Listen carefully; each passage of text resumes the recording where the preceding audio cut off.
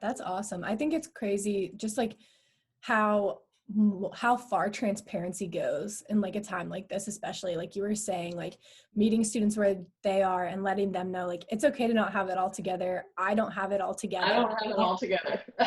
Right. Yeah. Like let's come together. Yeah, that disclosure. And then, I've upped my game in terms of the feature, so for example, we've had these kind of folding backgrounds. I didn't at first have that behind me, and I've done that. And then I was finding that in my laptop was dark, and you couldn't see me very well. And so I ended up having to really search, but I was able to find a better webcam that's independent of my laptop. And, and I end up getting a selfie ring. I'm not a selfie person, but I got a selfie ring, but I don't need it with this new camera. Like I don't have it on right now. But again, I have privilege in that I can afford to do those kinds of things. But I'm on this a lot, and we're doing a lot of webinars, and we're going to be doing the Institute online. So I needed to make this investment that I had not made before, and it makes a difference. The background makes a difference. It's calming, and people are always asking me, where is this? And I don't know where it's at, but it's a good conversation starter. And I think it's better than looking at, one of my messy bookshelves or something. And so that kind of intentionality, those little things matter. And so that's another way that the framework has kind of led me to really be much more intentional about my background. Right. It's something that we never have to think about. Like before this all happened, we didn't have to think about how we're connecting with students like remotely and what our backgrounds look like or anything like that. So it's really cool to see just how little things can shift a conversation and just someone's like welcomeness when you're talking with them. I know that like I've had a few students where I've met with them on the phone, and those interviews or those like discussions never go the same way as like being able to see someone. And it's all about the little things we've never had to think about before. Exactly. So, I've learned so much in the last 6 weeks. I've learned a lot about myself. I've learned a lot about technology. I've learned, that like our classes have switched to online, and that you can do a 3-hour class, and you can engage people for in a synchronous environment. You're all on at the same time. You can have a big group of people, and you can engage and use some of these technology tools like the breakout rooms. And so, I've been spending a lot of time Googling things about, how do I do this in Zoom? And I've been, watching YouTube videos and really trying to role model how you can be a good learner in this time, and that I don't have to be a victim of this, that I can teach myself new tricks.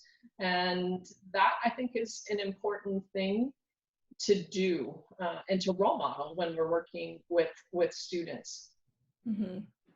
I agree. And just like being able to take that time to step back and reflect on like, why are we doing these things that we're doing in our in-person classes? Like when those things switch so quickly, it really gives you a chance to look and be like, okay, like why aren't we implementing different like technology-based platforms into our advising, and why are we doing this a certain way? So I think, like you said, it can be a real benefit to us moving forward by taking this time to really examine the ways that we connect with students and how we can also like learn during this time and add that into our practice.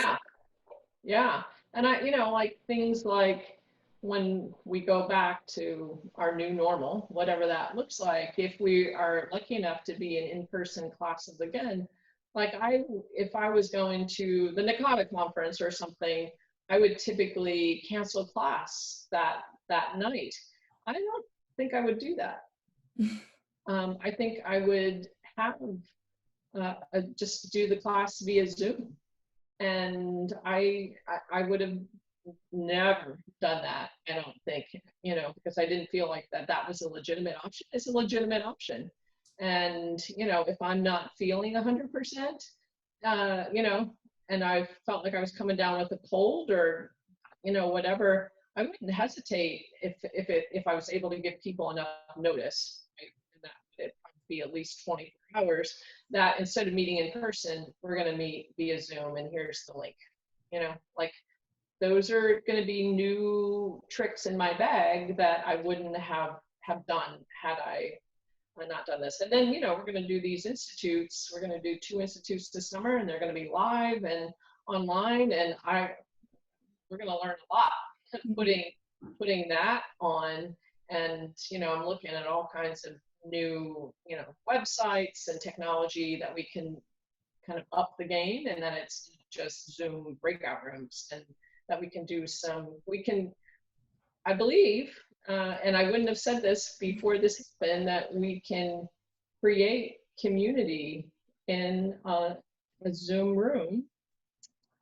I don't think it's easy to do it, but I've seen it and I've done it. And so I'm confident that we can, the magic of the in-person institute has always been in a small group. So we're kind of taking that lesson and gonna have the online institute, the live one online, be really focused on those groups.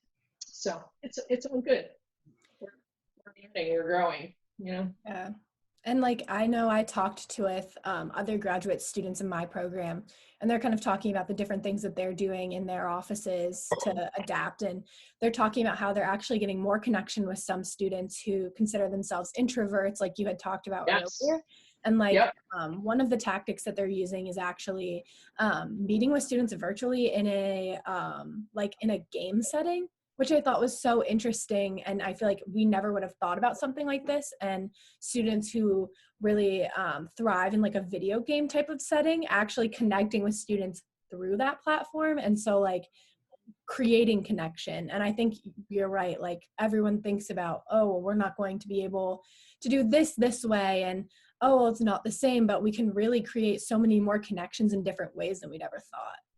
Yeah, and I think, a good example of that is that the Office of Appreciative Education that my colleague and friend Amanda Cuevas runs, we had 6 interns, and they were undergraduate and graduate students, and we kind of had our end of the year celebration, which we normally go out to lunch, but we didn't, of course, get to do that. And we had them reflect back on what was their most memorable, what are they going to remember 2 years from now from this year? And one of their favorite activities, it turns out, this was before the pandemic, was that they did in one of their staff meetings, they created their own avatars. Oh. And they loved it. And I wasn't at that meeting, so I didn't participate, but it was really fun to see how their faces lit up when they got to make their own avatar, because they got to be them, they got to create this alter ego for themselves, and they really enjoyed that. So it's that kind of thing that, I know I'm learning from, and, other people sharing their ideas. Facebook has had a group that is looking, talking about, it's student affairs professionals talking about how they're moving things online and events and programs that they're doing. And I certainly have learned a lot by watching, reading those posts. And so again, it's a really cool time to be alive and to learn, because people, I think, are sharing than they normally would. And I love that. And I'm finding podcasts are really been important for me in processing my own feelings, and hearing about things like loneliness. I think we're talking about some mental health issues that we don't normally talk about, but people are feeling anxious, people are feeling depressed, people are feeling lonely. And I'm hoping that one of the side benefits of this is that we're maybe destigmatizing some mental health issues a little bit, and having conversations around topics that we normally weren't talking Yeah. Well, thank you so much. Those are the questions that I have for you. Thank you for meeting with me and talking a little bit.